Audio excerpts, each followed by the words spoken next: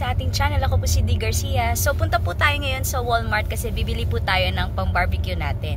So, abangan nyo po!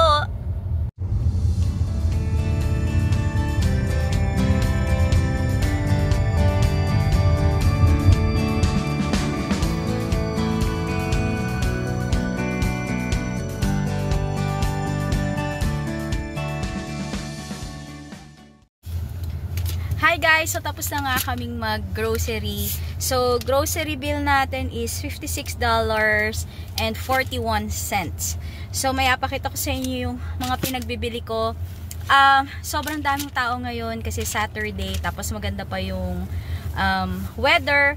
At ngayon kakain muna kami ng merienda dito sa sasakyan ng husband ko. So bumili kami ng Nathan's hotdog. Ayan. Dito sa Walmart, $1.50 siya.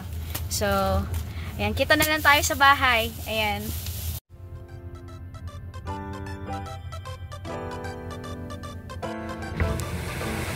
Hi guys, palinis muna tayo. Can we have two?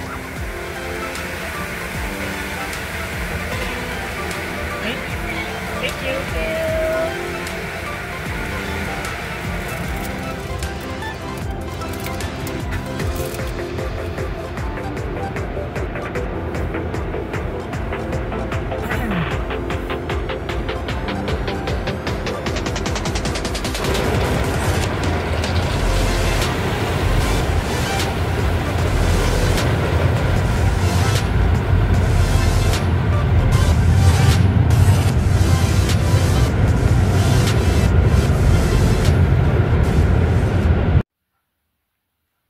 So, ayun guys, ito lang yung mga nabili ko sa Walmart. Konti lang, yung mga kailangan ko lang.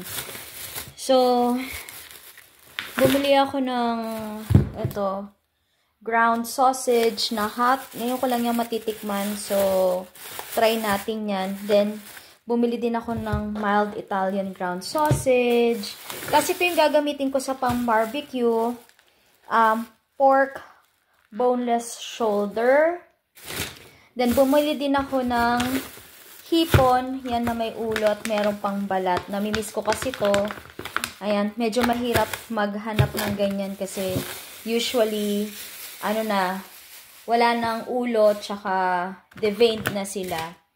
Then, bumili lang din ako nitong green beans. Ihahalo ko sa giniling. Then, syempre, sibuyas, although may konti pa akong sibuyas kaso ayoko mawalan ng stock.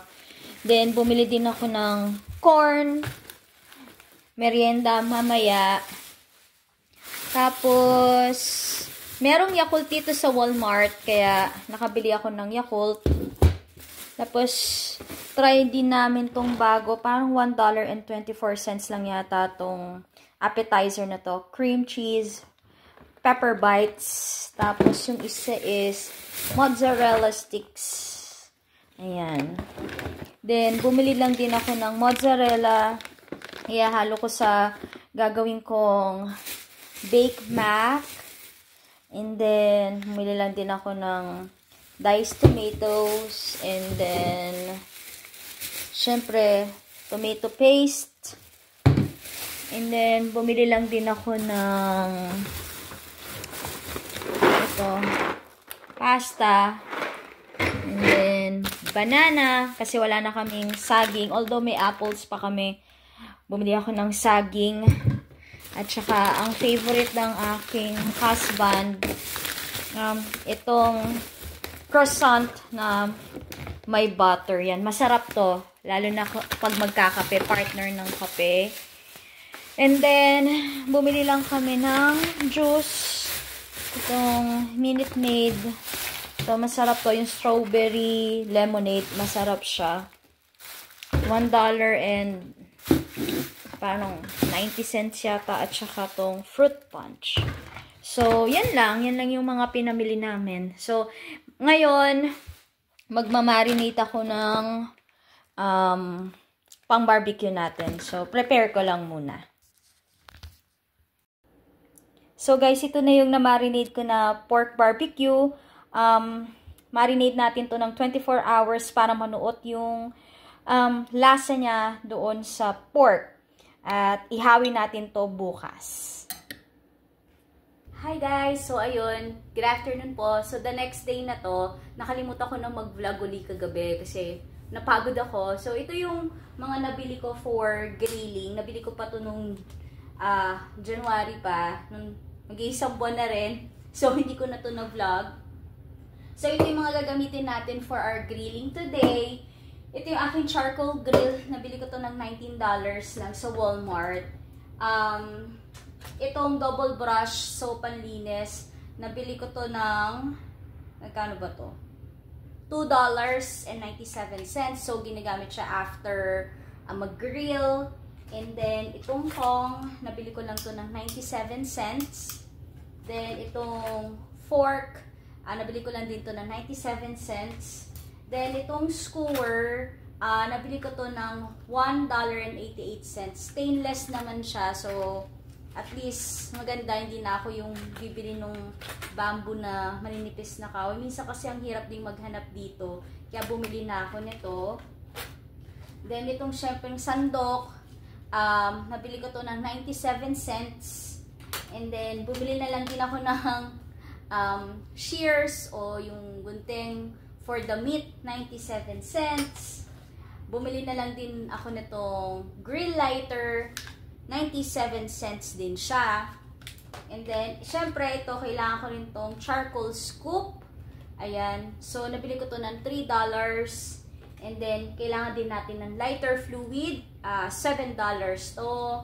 Tapos, ito, sa Dollar General ko naman to nabili. Grill cleaner siya, $4. Ayan, $4 to sa Dollar General. And then, syempre, kailangan natin ng briquettes. Ayan.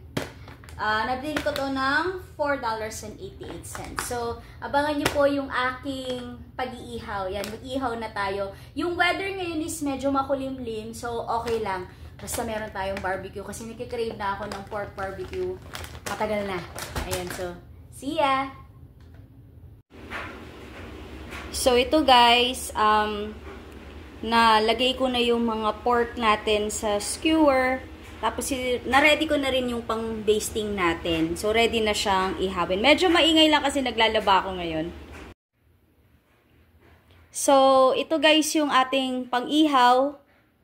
Naayos na ng husband ko. So, ipupwesto na lang natin to sa labas. Tignan natin tong loob niya. So, ganyan siya. Okay naman. Ayan, ready na mag-ihaw. Gutom na ako.